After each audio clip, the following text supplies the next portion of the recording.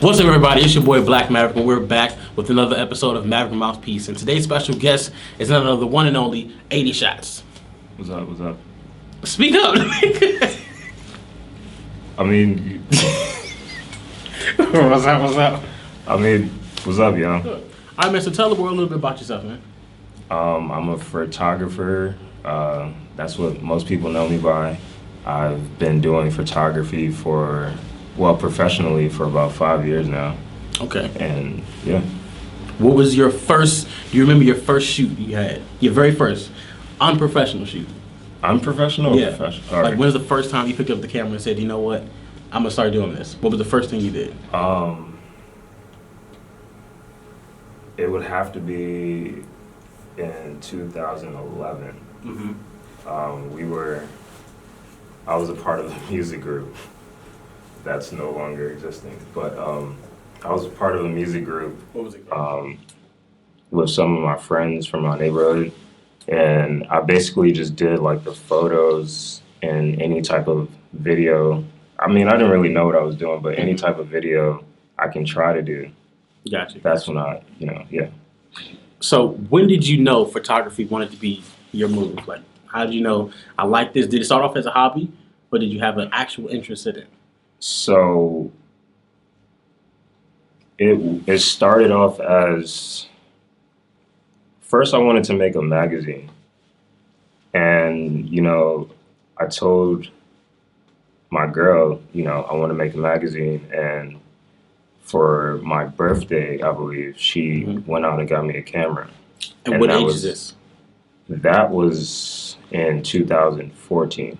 Okay, so this is recent. Yes. 4 years ago. Okay. Yes. Wow. Yeah. So my first ever camera that was like officially mine was from my girlfriend.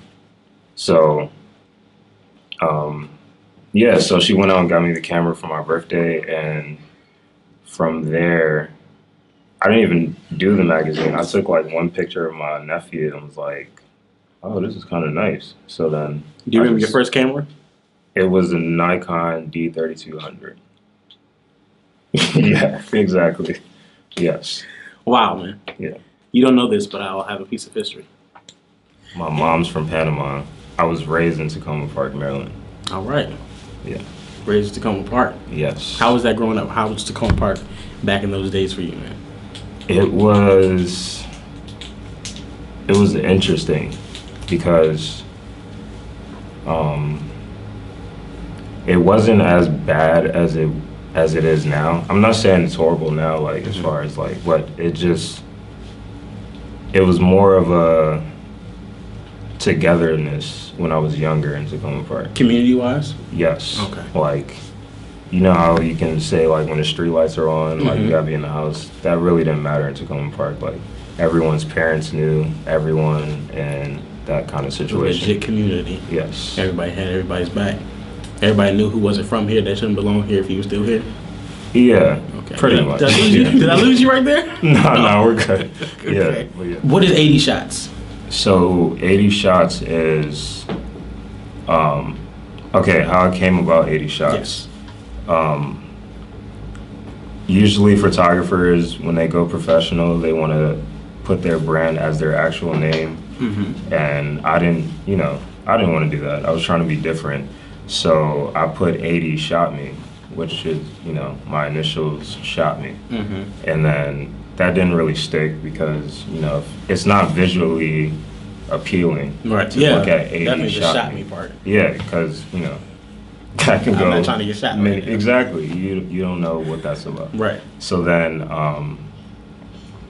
I thought that was corny. And then I was like, let me try to make it cornier. And I sped up my initials, which AD goes to 80. And then I just turned it to 80 Shots. So all right. That's what 80 Shots stands for. Your initials, but in numerical form. Yes. Because you thought of it and said it twice. I just wanted to make it way more cornier than it was. It stands out though. I actually like it. Yeah. And it worked. So. And I see that's what the 80's for in your hat, correct? Yes. This is my logo. And yeah. Has the target because you're shooting. You caught What were you doing before photography? Before For photography, I was trying to figure out what to do with my life, which means like I was trying to do what my brother does, which is DJ. Okay. I think I tried for like a day what my friends were doing as far as rapping, and then I was just like, nah. Did you have a rap name? Nah, I didn't even get that far. I was just, the first sentence was written, and I was just like, nah. Do you remember your first sentence? Your very first one? No. I wish I had that for you, but I don't. Are you still able to rap though? Do you still have an interest so, to do it? so what I'm saying is it never got to the point of me verbally Okay, so it stayed here. No, it stayed on the pad. And then, you know those like movies where the kid is like writing a rap and then he crumbles up? Yeah, it was one of those situations, and I was like, nah.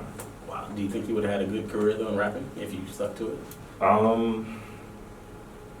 would have if I would have took the like poetic route as opposed to like rapping, So, maybe. Okay, so Kendrick Gore.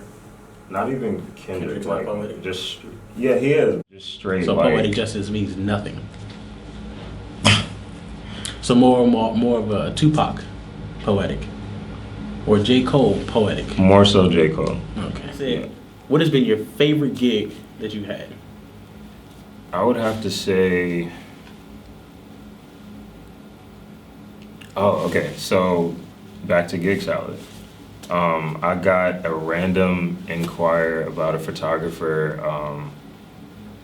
and the venue said Verizon Center, and I was kind of skeptical about it. I was like, "Who goes to Gig Salad to book a photographer for?" So, anyways, I sent my quote. They responded back and was like, "We'd love to have you." I get there and find out that it was actually Verizon Center. Wow. You know, they had like a waiting room type, backstage type of room with like food everywhere, as if I was performing or something. But anyways, it was for the Dr. David Jeremiah tour. I don't know if he's I've heard of that. Yeah. I've heard of him now. Yeah, so that was just a great experience because like I was the only photographer and like I was literally documenting his tour.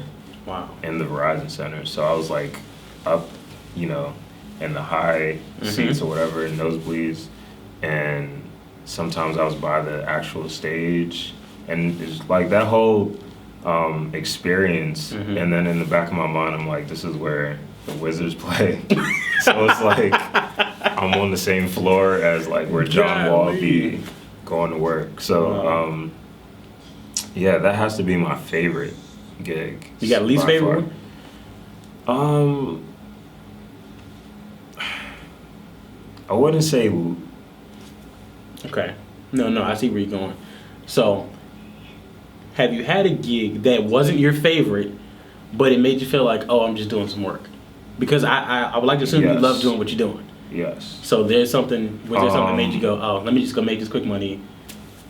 All right, so it wasn't that situation, but it was actually my fault. I had a gig to capture a surprise engagement, and it was my first time ever doing that, and I completely bombed it. How do you bomb something? So, okay, so the setting was in this hotel in DC. I don't remember the hotel name, and obviously there's a bunch of people walking. So even though I had focus on the couple, when the guy got down on one knee, you lost him. People are walking by. I'm snapping. I'm thinking I got it, and then come to find out the picture's blurry. Dang. Because my lens wasn't fast enough. I didn't have the knowledge of like getting a faster lens, and when I tell you, I was scared to show these people that picture. Like, that was one of the scariest, most uncomfortable moments in my life, to have to take it, see that it's blurry. They're happy because you just engaged, you know. Right. She said yes. Right. And we're walking towards each other, and I'm like, I'm about to show them these blurry pictures. and they already paid me. I mean, so long story short, I told him up front what happened, and you know, we took more pictures, obviously, and he wasn't really tripping about it. Okay, so yeah. That's good, man. That's good.